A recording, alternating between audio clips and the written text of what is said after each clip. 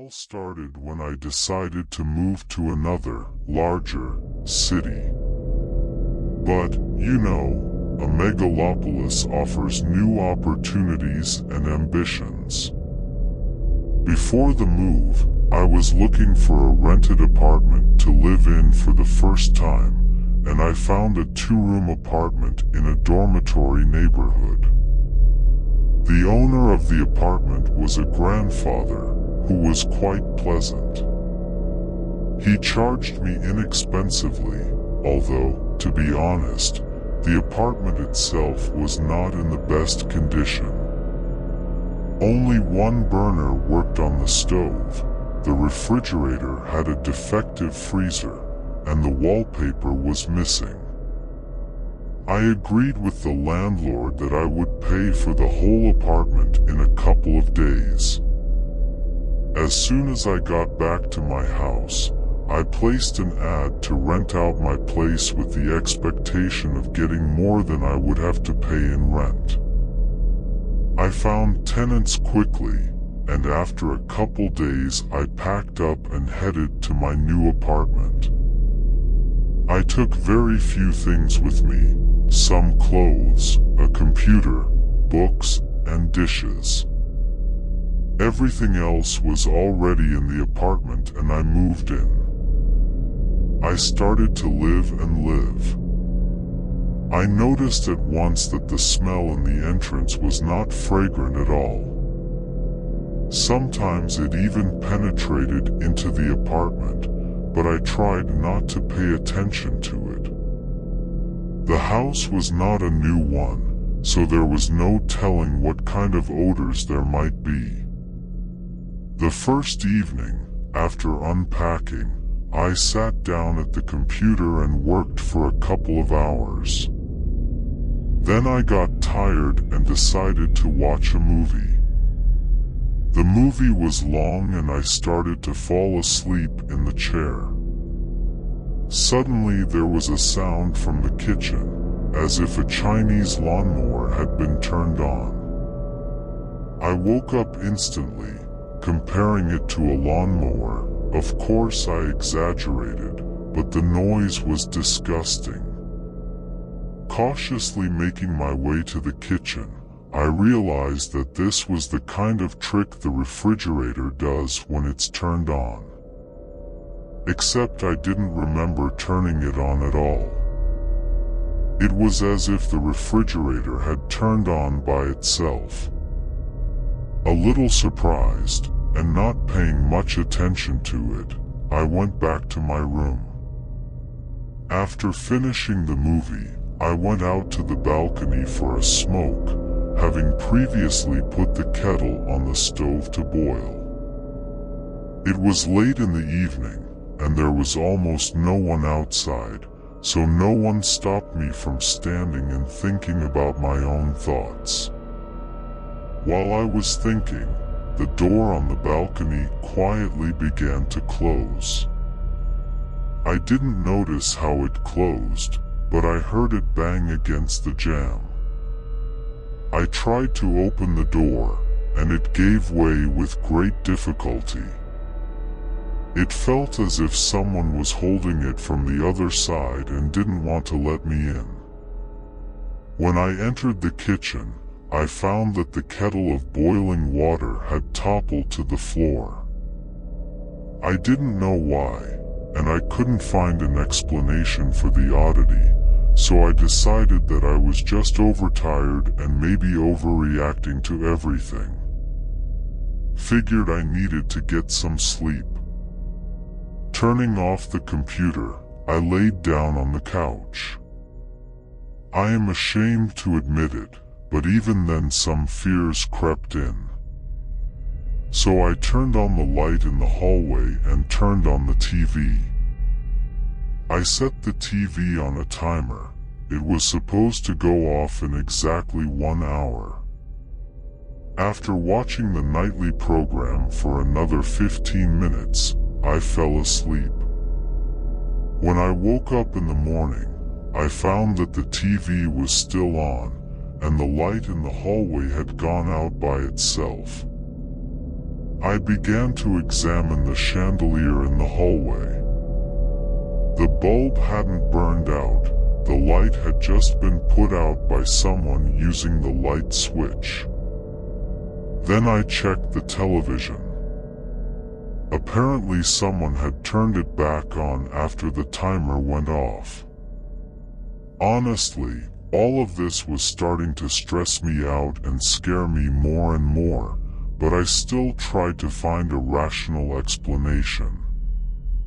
But there was no telling what could happen to an old TV set. Maybe my grandfather had broken it.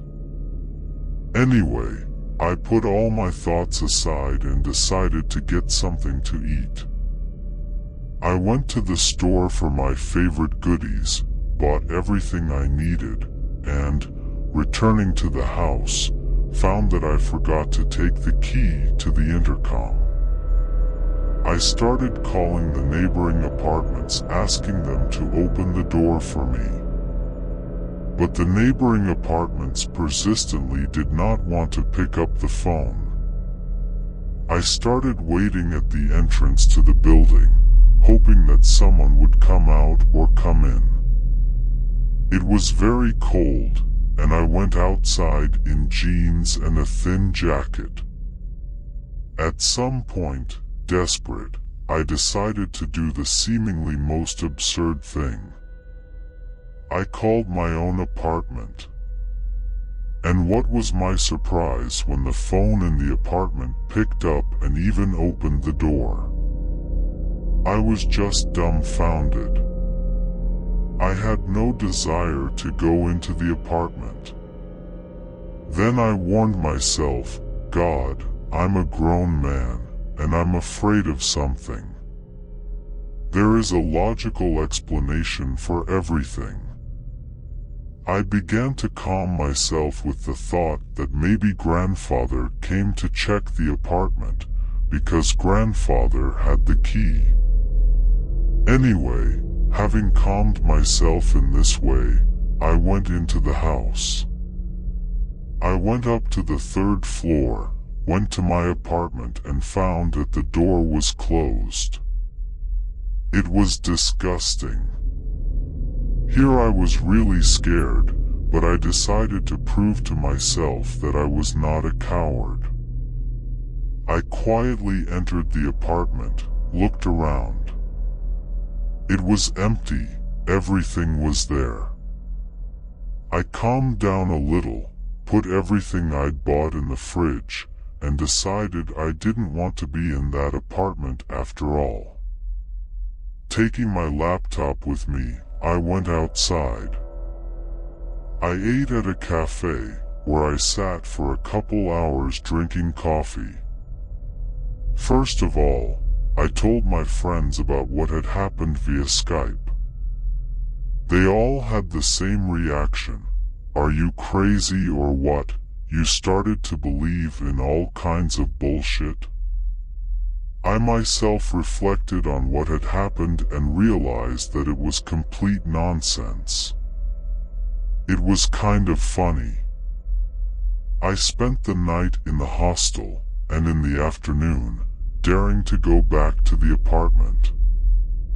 Everything was normal, nothing unusual had happened.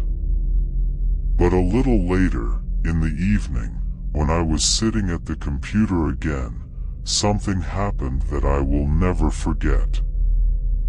I heard a child's quiet laughter in the kitchen. I was wildly startled. I immediately jumped out of my seat, grabbed my keys, laptop, and rushed out of the apartment.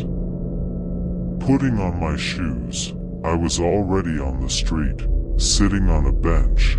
I did not understand what was happening. Goosebumps were running down my back, cold sweat was running down my forehead. Then I called the owner of the apartment and told him everything. As it turned out, he and his granddaughter used to live here. The little girl had no parents, so she lived with her grandfather and loved him very much. Little Rachel always took care of her grandfather and helped him in everything. But then, unfortunately, she died of a serious illness. Grandpa told all this with tears in his eyes and said he didn't want to live in that apartment anymore. And at once he began to suffer from panic fear. Upon reflection, I realized with horror and at the same time with some regret that everything that was happening in the apartment was helping me in one way or another. By turning on, the refrigerator had saved my food that would have spoiled due to my forgetfulness. If it wasn't for the balcony door incident, would have walked into the kitchen barefoot and would have surely stepped on boiling water. If they hadn't opened the entryway door for me, I would have frozen hard. I realized that little Rachel, even though she cared for me, might have mistaken me for her grandfather. To be honest, I was even grateful to her. But I still didn't dare to live in that apartment.